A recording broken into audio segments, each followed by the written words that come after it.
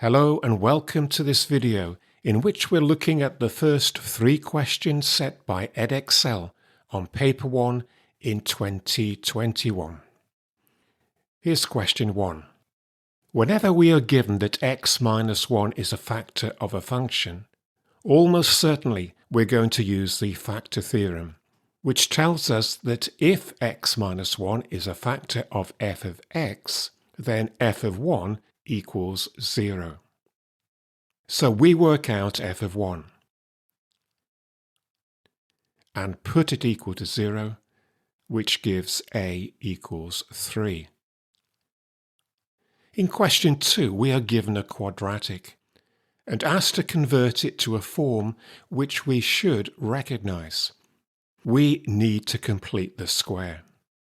So we take the quadratic, carefully complete the square, tidy up to find that a equals -2 and b equals 1. For part B, we need to understand that if a quadratic is written in this form, then we know the coordinates of the turning point. It's the point AB.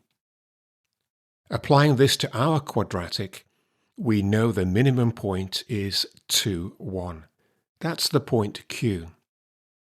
And putting x equal to 0, we can see the curve crosses the y-axis at y equals 5. That's the point P.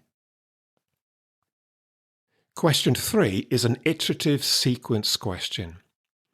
We are given the first term, and we are given the formula to calculate the next term. So we can work out the second term, which is k minus 12. Then we can work out the third term from the second to get this. We are also given a formula connecting the first 3 terms. So we can substitute in what we know for U1, U2 and U3. Tidying up the first 4 terms in this line, we have this. Now I would strongly recommend putting in brackets before we next multiply by k minus 12. Then multiply out the brackets, collect the 2 constants, and we have the correct result. For part B, we need to solve this quadratic.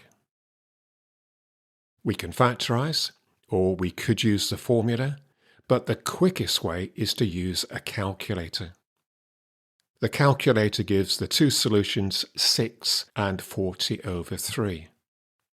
If we had factorized, we would have had k minus 6 and 3k minus 40.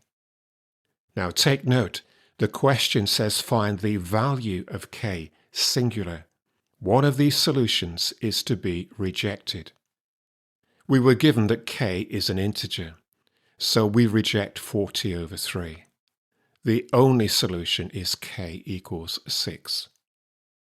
For part C, we simply substitute k equals 6 back into the expression we found for the third term in part A, which gives us the answer 10.